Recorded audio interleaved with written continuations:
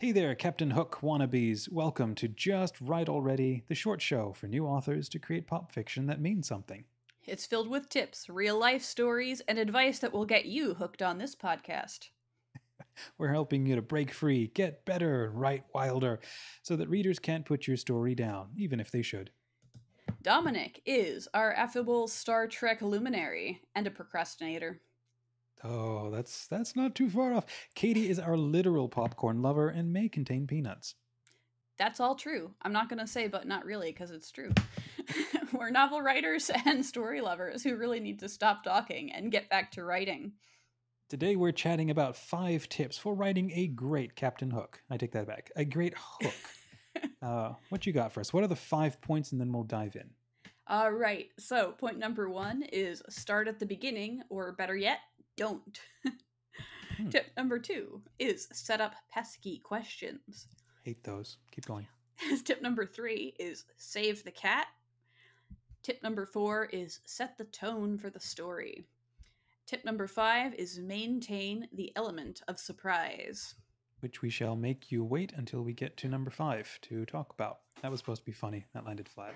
All right, so starting at the beginning, which is very best place to start. Why better yet don't? Why do you say that? Start at the beginning or don't? Right, because the beginning might not be the interesting part, and you've got like 3 sentences to capture your reader's attention.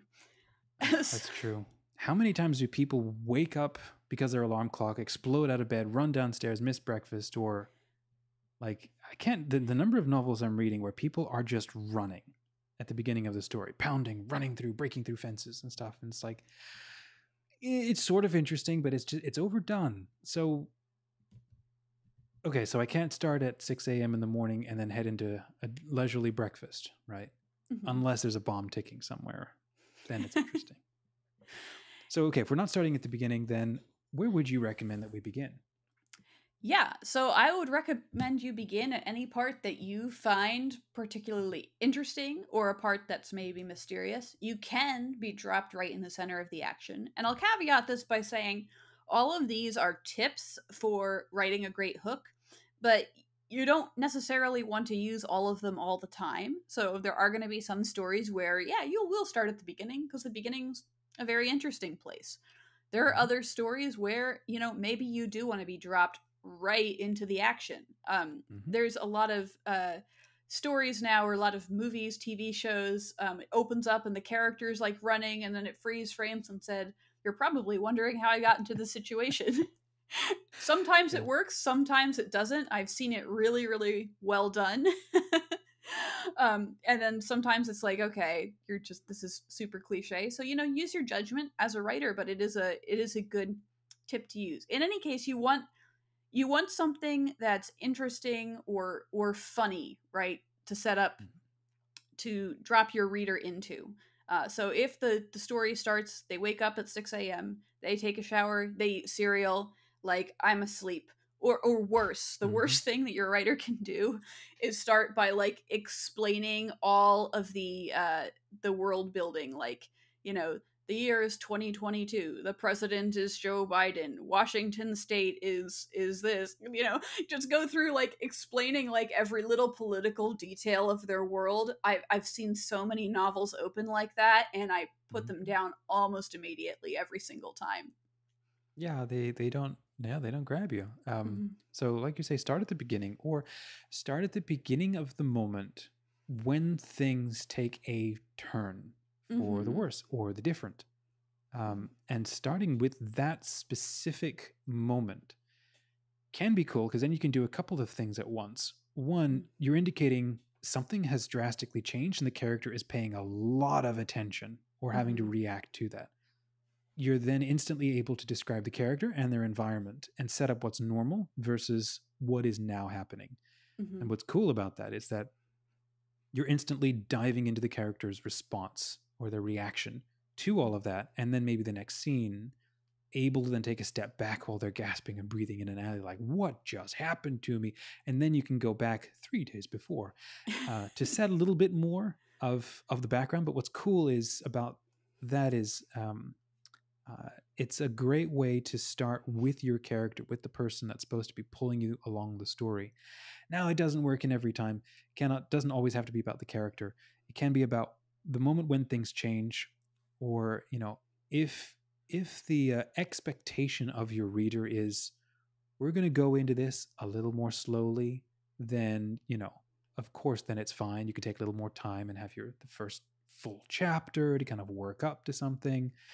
But even you'll find this even in the classics, like Pride and Prejudice, right? The first line sets up an expectation for the rest of the book. It sets up, here is the big idea that we're just going to yank around and push every character through this idea and have them respond to it. And so it's again setting up that expectation and why somebody should keep reading. I guess I kind of segued into our number 2, set up pesky questions. What's great about a pesky question? What defines pesky? Yeah. So pesky is just a question you just have to know the answer to. So there's some mystery. I'll give you an example of a book that started doing this really well, and then it flatlined, and then I'll go into the risk of this as well. So I read this series called the Maze Runner series. The opening of that book is so fantastic. This teenage kid is just rising up in this dark elevator. He has no memory of who he is. Yeah, I saw the movie, not the book, and I that opening, just like, what is going on? Is this ongoing massive question? He's right along there with you, isn't he? Yeah, he's right along with the reader, and you have to keep reading because first you're in, then you're all of a sudden you're in this like maze. There's all these kids here, nobody else knows who they are, how they got there. So you constantly, the thing that just keeps you gripped is just all those questions. But that brings me to the risk of this setup, is that if you're going to set up pesky questions, you have to have really good answers and really good payoffs to those questions, because that's where the Maze Runner series fell flat, I would say, is that they kept setting up these really cool mysteries, and I read 3 books trying to figure out what was going on, and at the end I'm like, I have no answers. I'm just really frustrated, and I'm not reading anything else by this author because it's making me crazy. And you see that with a lot of, there's for example, J.J. Abrams did a TED Talk talking about the mystery box and how you ask questions, and the questions are sometimes more important than the answers. And having seen a lot of his movies, yeah, he's great at setting up questions, terrible at giving answers, and it's extremely frustrating. So yes, set up the questions, but make sure at least by the end you have the main ones answered in some kind of a fulfilling way. There you go. Start with questions. I think you got to be careful with, like you say, the whole amnesia side. You can do it really well. Like Jason Bourne does it really well. Dang it, I'm drawing a blank on the one movie I wanted to mention. But there are others where it's when you do set up questions. This is maybe riffing off what you just said. Be careful how long you take before you start providing some answers. Right. Because if you drag it out for too long, it just starts to become unbelievable. This kind of goes back to our last episode of, be real about human nature. And if you're going to bring up a question, this is what I love about, movies and stories and so on, is when you have a pesky question. What does the human mind need to do is have an answer, not just you, the author, but the reader, but the characters need an answer to how crazy so make them come up with the wrong answer and then take action based on that answer. And that's when stuff just gets awesome, because you're throwing them into more trouble. Maybe they get like 10% or 50% of the truth, and then they have to unlearn that later on, but do give some kind of answer so that the reader feels like, okay, we're learning something, we're moving here. Yes. So just last night I was watching this movie, Shot Corridor, and it's about a reporter who pretends to be crazy to solve a murder that happened in an insane asylum. And what's fantastic about this is that he keeps getting so close to, he'll get a little bit of the answer. So he'll be talking to one of the patients at the insane asylum, and they'll have a little moment of clarity. Will be like, the murderer was wearing white pants. And he'll be like, okay, but what was his name? But then the patient will suddenly regress into being crazy again. And so we'll have to find another patient. So we do get little bits of the answer throughout. So it's very well done and fulfilling in that way until the end when we get the whole answer. So that's another way you can do it, is just give us some crumbs, right? And then give us the Mhm. whole cookie at the end. Yeah. Okay, so number 3 is save the cat. What are we doing with cats here? I thought we were talking about hooks. Yes, this is from the book Save the Cat, which I've talked about so much you're probably tired of me talking about it. Oh, But I'm I going to love talk that about it book. more. I'm using it as a manual. We should probably run a workshop on it, but just to chat about it with people. But so, okay, what's the point of saving a cat? Yes, Save the Cat refers to something that the hero does to make you like them. So in a lot of movies, it's they literally save a cat. In iRobot, in The Incredibles, they literally save a cat to make you like them. Mhm. But sometimes it's just okay. They help an old lady cross the street. They're nice to someone who's maybe getting beat up. The reason this is important, and the reason this is important for a hook, is because part of you being interested in the story and pulled in is you relating to the character. So as you say, when you have the questions, right, set up, if you're asking questions and the character is also asking these same questions and the character is also confused, all of a sudden you guys are two peas in a pod and you're in this together and you're totally invested. So Mhm. that's why it's super important to do something very fast that will make you connect with the character that you're writing. Mhm.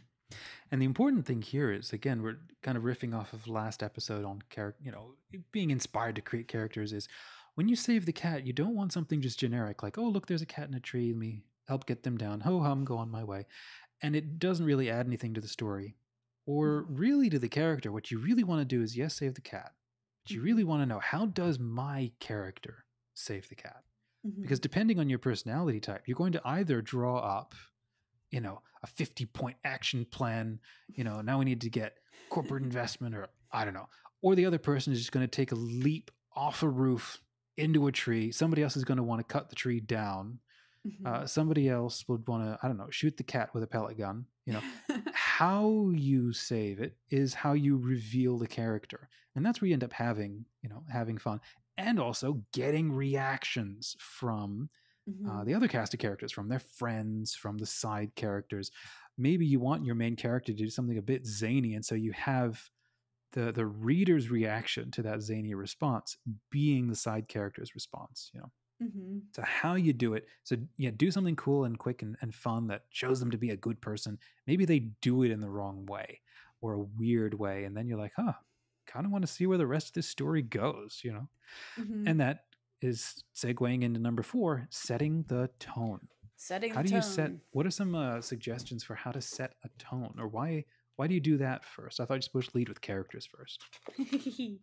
Well, the best way to explain this is to read the first line of the book that probably does this the best. Hmm. And it's this: if you are interested in stories with happy endings, you would be better off reading some other book. In this book, not only is there no happy ending, there is no happy beginning, and very few happy things in the middle. This is one of my That favorite books. yeah. A series of unfortunate events, the bad beginning. There you go. That there you go. It sets the tone. It defines an idea. Sets an expectation.